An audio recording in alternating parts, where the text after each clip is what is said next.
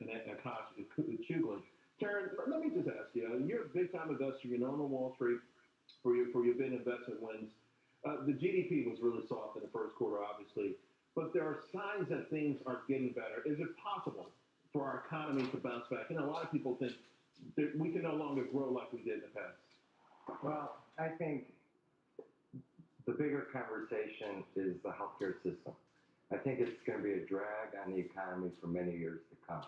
And if we don't get our arms around the ticking time bomb, which is mental health companion with significant chronic disease, with aging population, which represents about 40% of the medical spend in this country, and it's spiraling out of control because of the economy, and only getting worse, we're always going to have slower growth than what people expect. And it's the elephant in the room. No one's talking about it. Well, do you need money to address it, or can you address it? Chicken and egg. Exactly. That's the interesting thing. We have to become more innovative and actually figure out how to improve member health, patient health, but lower medical costs at the same time. And that's what my company, Catasys, is focused on. Well, Akash, let me ask you, because I got to tell you, I think it was 0.7% of a percent or something like that for the first quarter. It's just a miserable quarter. Can we turn on a dime? Is it possible we are right now looking at an economy growing above 4%?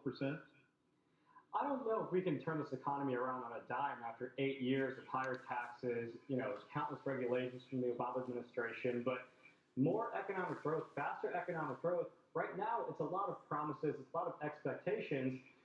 What they need to do is actually live up to the promises they have made to repeal Obamacare and then move on to tax reform, continue to roll back regulations.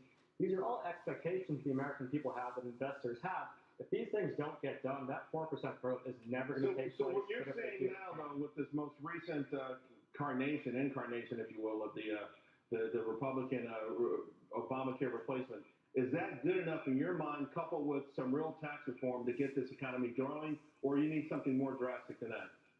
I think it's a start. With that MacArthur amendment on the health care bill, Americans for Prosperity and other conservative groups, we will drop our key vote. We think it'll do a little bit to help lower premiums, pave the way for tax reform. Tax reform can be a huge boon to the American economy. If we can cut spending, get the growth of government under control, and really get conditions for the American economy to thrive, I think we could see 3-4% growth in the near future. And Terren, so you guys are essentially saying is that the health of the economy has to do with the health of Americans. But how do we get that? How do we effectively attack that? Are you happy with what you're seeing with respect to a replacement for Obamacare? Again, whether it's Obamacare, Trump care, or anarchy care, we must find ways of lowering healthcare costs and improving member health. How do we do it? Innovation.